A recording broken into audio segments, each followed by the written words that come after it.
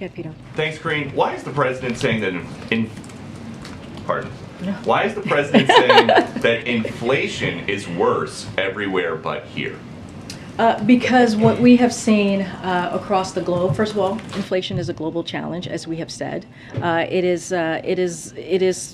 It is caused by clearly the pandemic, this once-in-a-generation pandemic that we are coming out of, and also most recently the war that Putin started in Ukraine that has caused inflation as we look at food and as we look at gas prices. So if you look at globally other countries, and if you look at where we are economically, when you think about the Group 7, the G7, we are in a much stronger place than we are economically than the rest. And also, I did look globally though. He says that inflation is worse everywhere but here. That's not true. U.S. has worse inflation than Germany, France, Japan, Canada, India, Italy, Saudi Arabia.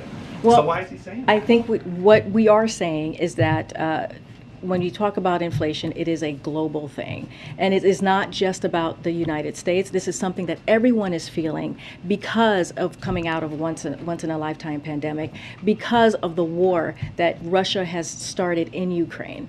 Okay, why isn't the president asking oil companies to drill more here in the U.S.? Let me just give you a little bit of a rundown of why we are here. I know his letter was a lot about refining and increasing refining, but that's a lot of oil that comes in from overseas. So why isn't he asking companies to drill more here in the U.S.? Well, hold on. So here we go. So this is where we are. I'm going to give you a little bit of a rundown of why we are here and what's going on and why we wrote the letter. So due to decreased demand at the start of the pandemic, U.S. oil refineries reduced their capacity by more than 800,000 barrels per day.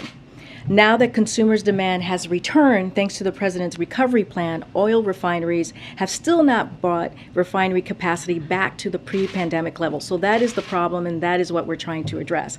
At the same time, Putin's invasion of Ukraine put pressure on global supply, and gas prices have gone up by nearly $2 since before the invasion. So President Biden has taken historic actions to elevate this pressure, releasing record amounts of oil from the Strategic Petroleum Reserve and relaying the world to release oil to. That's at 240 million barrels of oil that he was able to do with his partnership.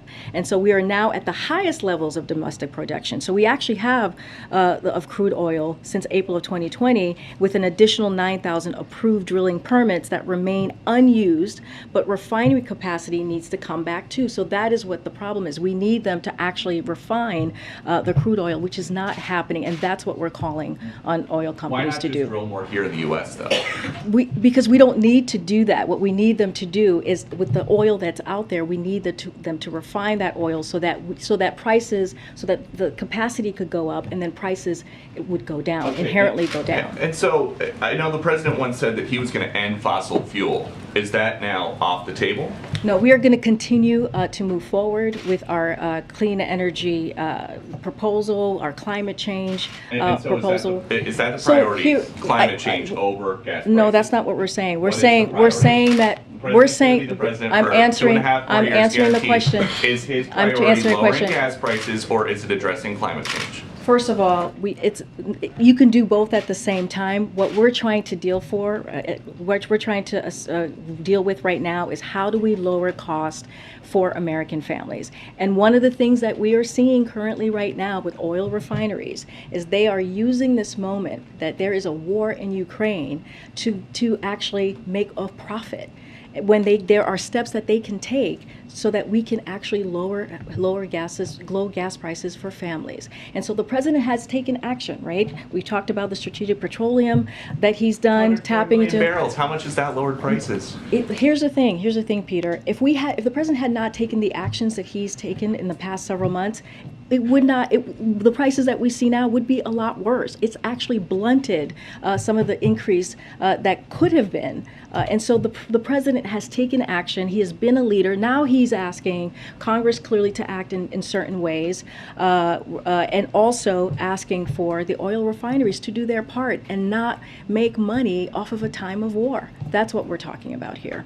Go ahead, Peter. If you enjoyed this video, hit like and subscribe to our channel so you'll be sure to see similar videos from Blaze TV with the added bonus of signaling YouTube that your voice and opinion still matters. And if you're looking for more great conservative content, check out one of the 2 videos suggested here.